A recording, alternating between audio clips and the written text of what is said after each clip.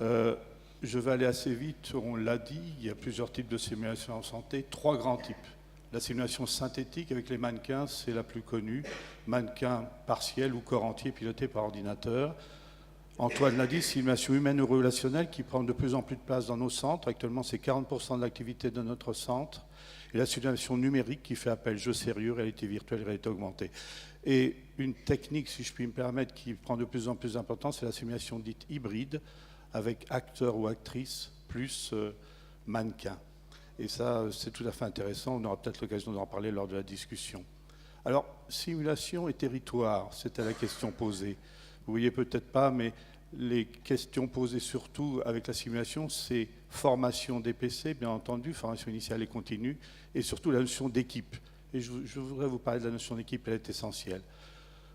Ici, je vous ai rappelé ce qu'il y a dans les rapports de la Haute Autorité de Santé sur les centres de simulation rapidement. On a voulu distinguer 3 grands types de centres de simulation, du plus simple au plus complexe. Les centres de simulation sont en train de fleurir en France, avec plus ou moins de moyens, avec plus ou moins de personnel. Je crois qu'il faut être rigoureux. Il faut être rigoureux et cette plaque et ce travail qui a été fait avec la Haute Autorité de Santé a pour but de bien montrer qu'on peut faire des choses avec relativement peu de moyens et on sera dans le niveau de centre de type 1 jusqu'au plus complexe type 3. Je n'ai pas le temps de vous le détailler, mais ceci est très important. Ça demande peut-être aussi à être affiné. La simulation numérique en santé, quelques exemples. Antoine en a parlé. Simplement, j'insisterai sur 2 points. Ici, vous avez un avatar, un cas clinique numérique qui seront appelés à se développer. Au départ, je veux dire, il y a 7, 8 ans, 10 ans, je n'étais pas très pour. Je n'étais pas enthousiaste. En fait, aujourd'hui, on peut créer à partir d'un cas clinique que vous avez vu le matin, par exemple, vous créez le même cas clinique en avatar. Et c'est un projet là, pour lequel on participe et qui s'appelle Patient Genesis. Et le midi, le soir, vous reprenez en numérique le patient. Et on a accès aux banques de données Vidal, etc. C'est-à-dire qu'on peut savoir si on a prescrit les bons examens complémentaires, si on a prescrit le bon traitement, s'il n'y a pas d'interférence médicamenteuse, etc. Et ça, je crois que pour la sécurité des soins, c'est un avenir extraordinaire. Alors, on a beaucoup parlé de télémédecine et simulation, je voudrais vous en dire un mot. Parce que télémédecine, ça ne s'invente pas. Il faut s'entraîner, il faut se former. Pour avoir assisté à quelques séances de télémédecine, je veux dire, j'ai été un peu déçu. Et si on commence comme ça, sans former les gens, ça ne va pas le faire. On parle d'argent, on parle de tout ça, mais ça ne suffit pas. Il faut se former aux technologies. Quand vous êtes en contact avec une famille au fin fond de la campagne, il faut que les gens là-bas soient prêts. Il faut qu'il y ait une infirmière, il faut qu'il y ait un kiné, etc. Il faut que les gens aussi comprennent comment ça marche.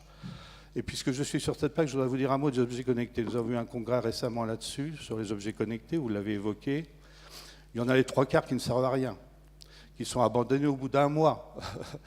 Donc ça, il faut le savoir. Et donc les objets connectés santé, vraiment utiles aux patients, on a des idées bien précises. Il faut qu'ils soient évalués, quelqu'un l'a dit dans la salle tout à l'heure, par nos CHU, et je crois que c'est une très bonne chose, mais il faut aussi qu'ils soient mis en route, si je puis dire, dans des endroits où on peut expliquer aux gens. Pas à Carrefour, pas chez Leclerc. Et je crois beaucoup là au rôle des pharmaciens. Il faut qu'à terme, les pharmaciens jouent un rôle dans les objets connectés en les conseillant, en les expliquant. C'est un sujet très important. Et je pense qu'on va pas, si on sent ça dedans sans préparation, ça ne va pas le faire. Un mot pour vous dire que la simulation numérique, c'est aussi au service du patient et de leur famille. L'éducation thérapeutique, la simulation joue un grand rôle dans l'éducation thérapeutique. Nous avons commencé dans notre centre à accueillir des parents d'enfants malades, par exemple. Le dernier en date, il y a 1 mois. Les parents sont absolument ravis. On a fait une expérience sur une pathologie qui s'appelle l'angioédème héréditaire, où l'enfant a des risques vitaux lorsqu'il survient une crise. Eh bien, certains parents sont arrivés, ils ont vécu des situations très difficiles, et là, ils ont revécu certaines situations où on était évidemment très prudents. L'appel au SAMU, l'appel au centre 15, par exemple. C'est une pathologie rare, beaucoup de régulateurs ne connaissent pas la pathologie. Eh bien là, ils devaient partir à 16h30, ils sont partis à 18h, et encore on a eu du mal à les faire partir. Donc l'éducation thérapeutique, l'éducation des familles, la simulation va jouer un rôle très important. Simplement cette plaque pour vous dire que la Haute Autorité de Santé aussi a autorisé, je veux dire, la simulation comme méthode de DPC, donc c'est une chose importante. Sur le plan du territoire, notre ARS Pays de Loire a mis en route une mission simulation. Vous pouvez aller voir sur le site, il est assez détaillé et relativement bien fait, je pense. Voilà, entre autres, il a mis en route un financement de projets. Et là, vous voyez un exemple de projets qui ont été initiés cette année et qui sont en route et qui sont très stimulants pour les équipes. Un petit mot, on a parlé d'Hugo également, puisqu'on est toujours dans les territoires, nous élargissons le territoire. Et là, vous voyez qu'au niveau d'Hugo, il y a eu une réflexion avec un groupe qui s'appelle Simugo, que j'ai la chance de coordonner avec Madame Jaglin, qui est peut-être là. Et nous avons entrepris un certain nombre de propositions, et en particulier parmi ces propositions que je n'ai pas le temps de détailler, il semble important que les CHU choisissent des hyperspécialités. On ne pourra pas faire de la simulation hyperspécialisée partout, c'est impossible. Donc il faut que chaque CHU, de Brest à Poitiers en passant par Orléans, eh bien, on choisisse des hyperspécialités. C'est déjà fait, on a déjà fait. Bon, il y a encore des choses à préciser, mais on ne peut pas acheter aussi du matériel hyper sophistiqué. Il y aura un autre avantage, c'est que nos internes, par exemple, vont pouvoir se déplacer et aller voir ailleurs ce qui se passe. Et on le disait aussi, il faut que les gens bougent. Et au niveau d'une interrégion, c'est tout à fait intéressant. Alors un petit mot sur l'équipe. L'équipe, on a parlé de l'équipe, et si on veut qu'il y ait des équipes de territoire, il faut que les équipes soient performantes. Alors la simulation permet l'apprentissage du travail en équipe. Et ça a été montré aussi, je crois que Antoine l'a évoqué. Je voudrais simplement vous montrer un exemple rapidement. Nous avons fait un travail avec le centre hospitalier du Mans, les urgences du Mans. Toute l'équipe des urgences du Mans est venue en formation dans le centre de simulation et les résultats sont assez spectaculaires. Ils ont d'abord toutes les équipes maîtrise de la réanimation cardio-pulmonaire. Vous savez que pour être performant dans la réanimation cardio-pulmonaire, il faut s'entraîner tous les 6 mois au minimum. Si on peut le faire tous les 3 mois, c'est encore mieux. Ils ont montré que ça diminuait le stress au déstockage, etc., etc., une meilleure communication et surtout un meilleur travail en équipe. Parce que quand on parle d'équipe, de territoire, il ne faut pas envoyer les gens comme ça. Ça ne marchera pas. C'est des gens un patchwork, etc. Il faut qu'il y ait un leader, il faut qu'il y ait de la communication, etc. Et voilà, bon, ça c'est pour vous montrer qu'on a des façons d'évaluer les équipes aujourd'hui très précises. Ça aussi, ça nous vient de l'aéronautique, Antoine l'a dit. On évalue les équipes par l'aéronautique et d'ailleurs pour aboutir dans l'aéronautique à des niveaux de notation. Et je crois qu'à terme, dans les années 2020 peut-être, j'espère avant, on pourra noter les équipes. Vous savez qu'en gros, on distingue aujourd'hui, on travaille un peu là-dessus actuellement, sur 3 grands types d'équipes.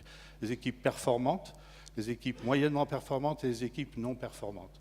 Et il faut travailler sur les équipes non performantes, parce que c'est elles qui sont à risque. Et les équipes à risque, c'est celles qui n'ont pas de leader, c'est celles qui ne savent pas communiquer entre eux, c'est celles qui ont des jeunes professionnels. Enfin, on a un certain nombre de critères comme ça et ça, il faut à tout prix éviter ça. Et en particulier dans nos CHU. Malheureusement.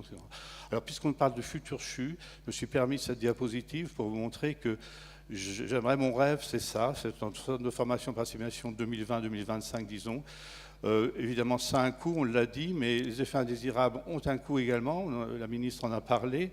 Actuellement, il faut vous dire qu'au plan national, il y a une réflexion aussi gestion des risques et simulation pour reconstituer, en particulier comme on fait dans l'aéronautique, les événements indésirables graves, les décès, on les reconstitue en simulation par différentes équipes et on voit ce qui n'a pas marché et comment on peut mieux faire.